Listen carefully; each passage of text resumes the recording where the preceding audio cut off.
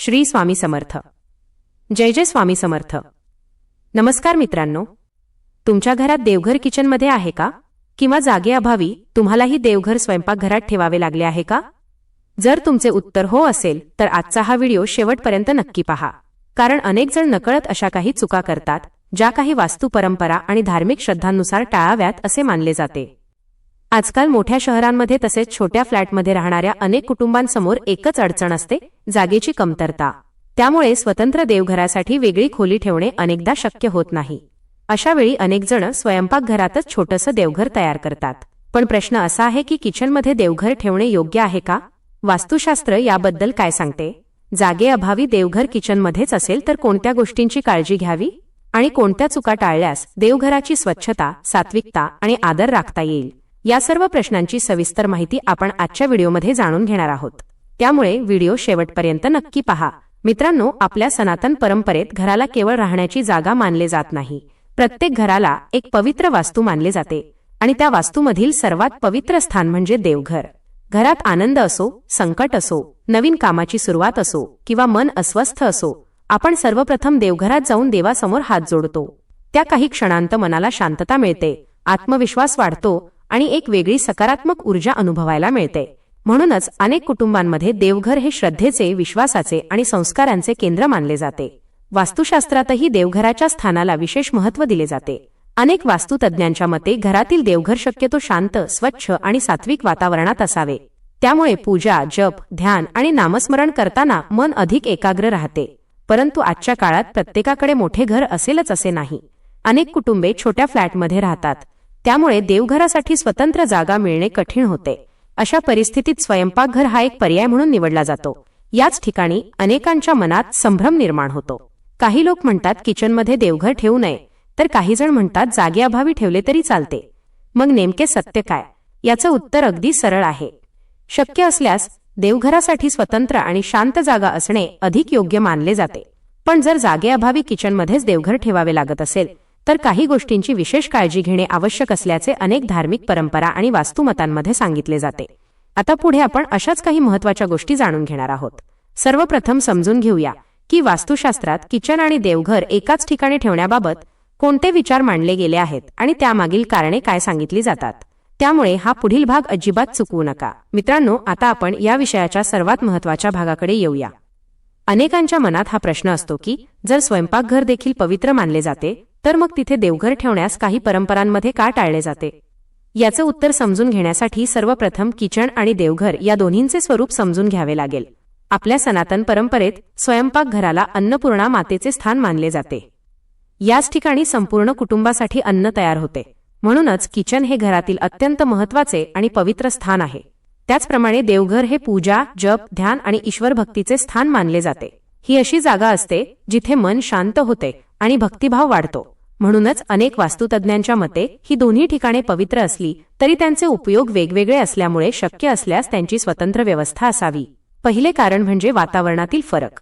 स्वयंपाकघरात दिवसभर स्वयंपाक, भांडी, धूर, वाफ, मसाल्यांचा वास आणि सततची हालचाल सुरू असते. तर देवघरात शक्यतो शांत, स्वच्छ आणि सात्विक वातावरण अपेक्षित असते.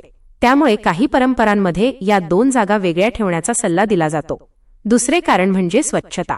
किचनमध्ये अन्न तयार करताना तेल, मसाले, वाफ आणि धूर यांचा परिणाम आसपासच्या वस्तूंवर होतो. जर देवघर अगदी शेगडीजवळ असेल तर मूर्ती, फोटो किंवा पूजेचे साहित्य यावरही त्याचा परिणाम होऊ शकतो.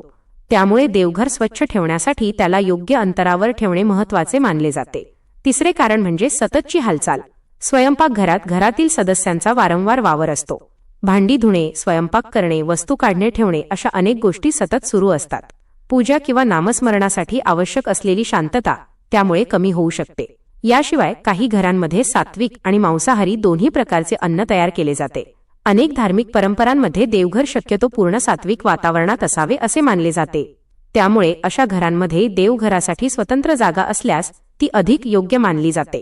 पण याचा अर्थ असा नाही की जागेअभावी किचनमध्ये देवघर असेल तर देव रागावतात किंवा घरात नक्कीच काही अनिष्ट घडते. अशा प्रकारचे दावे निश्चितपणे करता येत नाहीत. महत्त्वाची गोष्ट म्हणजे देवघराचा आदर, स्वच्छता, सात्विकता आणि श्रद्धा जपणे. जर तुमच्याकडे दुसरा पर्याय नसेल आणि देवघर किचनमध्येच ठेवावे लागत असेल तर योग्य दिशा, योग्य जागा, स्वच्छता आणि सुरक्षिततेची काळजी घेतल्यास ते अधिक व्यवस्थितपणे सांभाळता येते. आता पुढच्या भागात आपण अशा 7 महत्त्वाच्या नियमांबद्दल जाणून घेणार आहोत जे अनेक वास्तुतज्ञ आणि धार्मिक परंपरांमध्ये सांगितले जातात. हे नियम कोणते आहेत आणि त्यामागील कारणे काय आहेत ते सविस्तर पाहूया. मित्रांनो, आता आपण त्या महत्त्वाच्या नियमांकडे वळूया. जर तुमच्या घरात जागेअभावी किचनमध्येच देवघर असेल तर अनेक वास्तुतज्ञ आणि धार्मिक परंपरांमध्ये खालील गोष्टींची काळजी घेण्याचा सल्ला दिला जातो. पहिला नियम, वजा देवघराची दिशा योग्य असावी. शक्य असल्यास देवघर किचनच्या ईशान्य दिशेला ठेवावे. ईशान्य दिशा पूजेसाठी शुभ मानली जाते.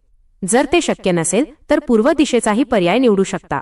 पूजा करताना तुमचे तोंड पूर्व किंवा उत्तर दिशेला असेल अशी व्यवस्था करण्याचा प्रयत्न करा. दुसरा नियम, वजा गॅस शेगडी आणि सिंकपासून योग्य अंतर ठेवा. देवघर कधीही गॅस शेगडीच्या अगदी वर, खाली किंवा अगदी बाजूला नसावे. तसेच सिंकजवळही ठेवणे टाळावे. उष्णता, वाफ आणि पाण्याचे शिंतोडे यांचा परिणाम देवघरावर होऊ नये याची काळजी घ्या. तिसरा नियम, वजा देवघर नेहमी स्वच्छ ठेवा. पूजा झाल्यानंतर सुकलेली फुले, जुने हार, अगरबत्तीची राख किंवा धूळ साचू देऊ नका. रोज काही मिनिटे देवघर स्वच्छ ठेवल्यास ते अधिक सात्विक आणि प्रसन्न दिसते. चौथा नियम, वजा देवघरावर अडगळ ठेवू नका. अनेक घरांमध्ये जागा वाचवण्यासाठी देवघराच्या वर डबे, काडीपेटी, प्लास्टिकच्या वस्तू किंवा इतर सामान ठेवले जाते. असे करणे टाळावे. देवघराचा वरचा भाग शक्यतो मोकळा आणि स्वच्छ असावा. पाचवा नियम, वजा मूर्ती आणि फोटो मर्यादित ठेवा.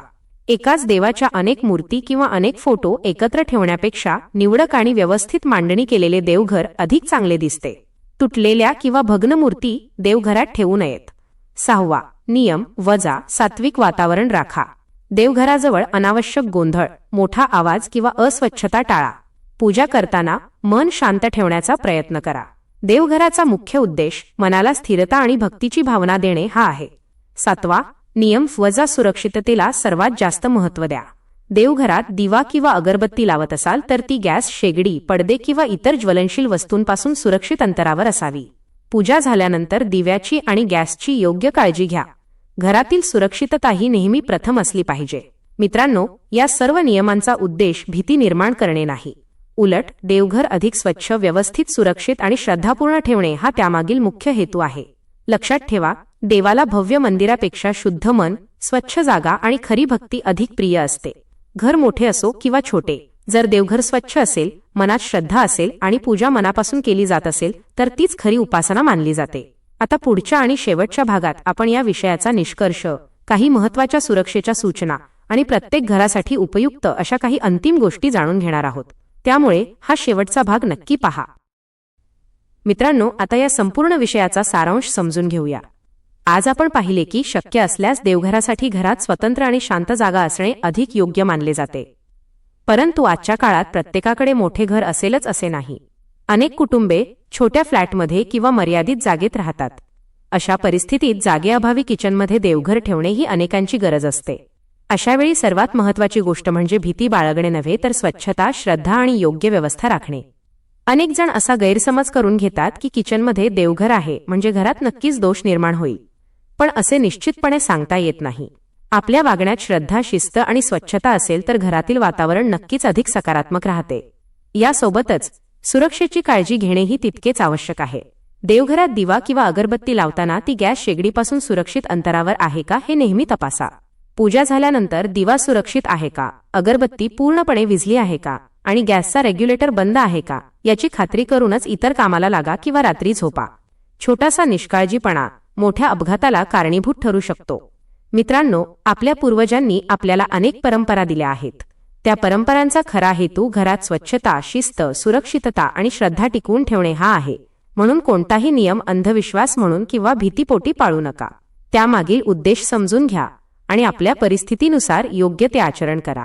नेहमी लक्षात ठेवा, देवाला महागडे मंदिर, सोन्या चांदीच्या मूर्ती किंवा मोठा दिखावा नको असतो. देवाला हवे असते ते निर्मळ मन, प्रामाणिक श्रद्धा, सात्विक आचरण आणि प्रेमाने केलेली पूजा. तुमचे घर लहान असो किंवा मोठे, देवघर स्वतंत्र असो किंवा किचनमध्ये असो, जर ते स्वच्छ असेल, मनापासून पूजा केली जात असेल आणि घरात प्रेम, आदर आणि सकारात्मक वातावरण असेल तर तेच घर खऱ्या अर्थाने देवाचे मंदिर बनते. तुमच्या घरात देवघर कुठे आहे? स्वतंत्र खोलीत, हॉलमध्ये की किचनमध्ये? आम्हाला कमेंटमध्ये नक्की सांगा. तुमचा अनुभव इतर प्रेक्षकांसाठीही उपयुक्त ठरू शकतो. आजची माहिती उपयुक्त वाटली असेल तर या व्हिडिओला एक लाईक नक्की करा. आपल्या मित्र नातेवाईकांपर्यंत ही माहिती शेअर करा, जेणेकरून त्यांनाही याबद्दल योग्य माहिती मिळेल. आणि अशाच धार्मिक, वास्तू, ज्योतिष, सनातन परंपरा आणि आध्यात्मिक विषयांवरील माहितीपूर्ण व्हिडिओ पाहण्यासाठी आमच्या चॅनलला आत्ताच सबस्क्राईब करा आणि शेजारील घंटीचे बटन दाबायला विसरू नका. मी स्वामी समर्थांच्या चरणी हीच प्रार्थना करतो की तुमच्या घरात सदैव सुख, शांती, समाधान, आरोग्य आणि भरभराट नांदो. अन्नपूर्णा मातेची कृपा, भगवान श्री विष्णूंचे आशीर्वाद आणि श्री स्वामी समर्थ महाराजांची कृपादृष्टी तुमच्या संपूर्ण कुटुंबावर सदैव राहो. श्री स्वामी समर्थ. जय जय स्वामी समर्थ. धन्यवाद.